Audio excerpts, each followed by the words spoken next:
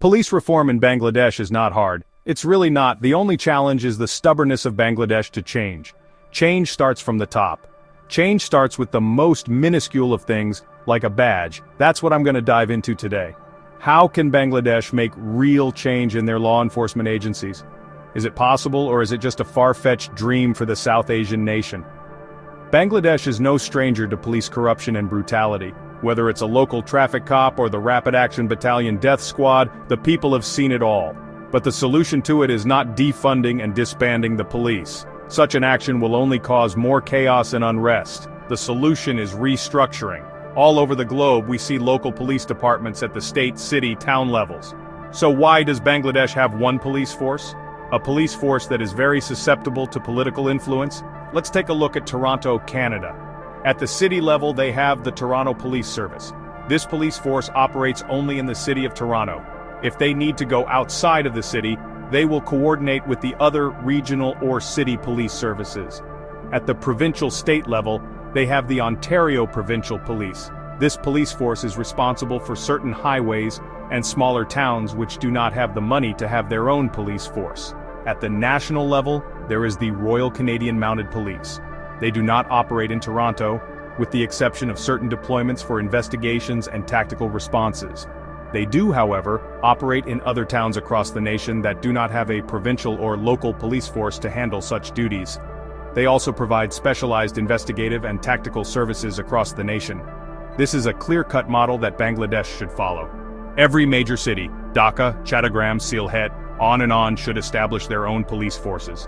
A fresh start for the cities. The Bangladesh police will receive a revamp, and they will only be responsible for high-level investigations, tactical responses, and patrol services in areas that cannot afford a city police force. They will also establish a unit responsible for investigating police abuses across the country. This is the only way for real change. It drastically reduces the ability for interference from outside parties such as the national government and provides more flexibility for each city. That's not all though. Guns have killed enough. Standard patrol officers should not be armed with handguns on their person. There is no need for this in Bangladesh.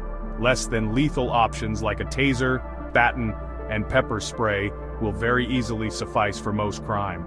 However, this does not mean they should remain unarmed.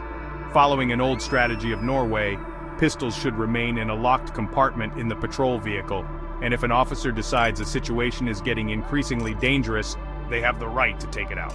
Upon taking out the weapon, it will automatically notify command and activate their body-worn and vehicle cameras, which we'll get to later.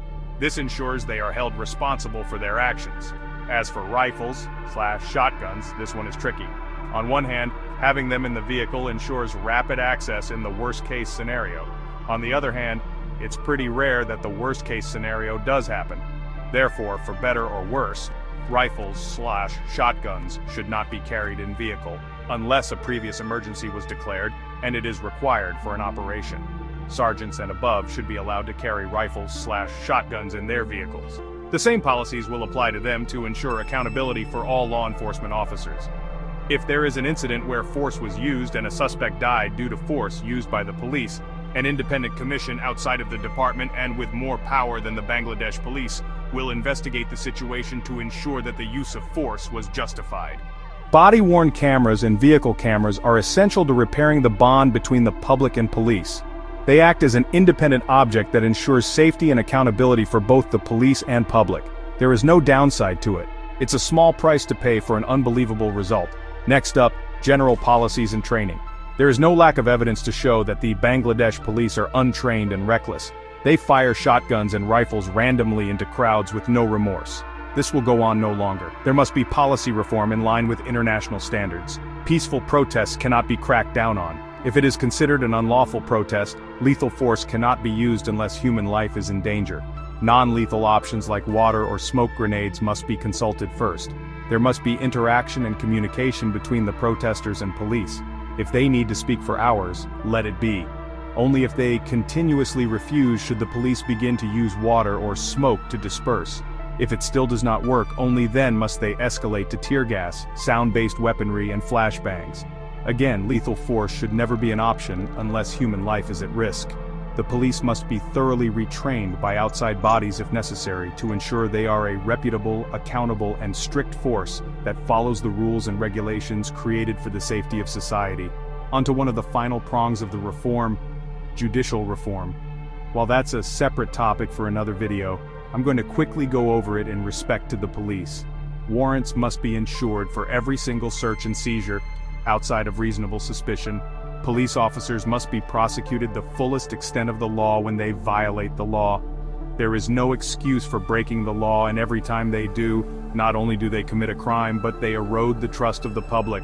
Finally, disband Rapid Action Battalion. It's caused enough issues and it has no real purpose anymore. All members of it should be placed on a blacklist for law enforcement. There's no real way to tell if they'd committed crimes or not, and it's better to be safe than sorry. A new division, under the Bangladesh Police called the Directorate of Special Operations, will be created. This division will house a few separate units dedicated to investigations and tactical operations. All others units will be disbanded and/or reorganized. There is too much overlap between so many separate units. The role of this new internal group will be for serious crimes and national security. They will not handle local-level operations unless called upon by the city police force. They will be under the Bangladesh Police, but also be subject to routine review by an independent police commission to ensure they do not return to the way the predecessor agency was. Police forms will be a long process, but it is not hard, and it will provide amazing results. This reform will not only satisfy the citizens, but it will satisfy the government.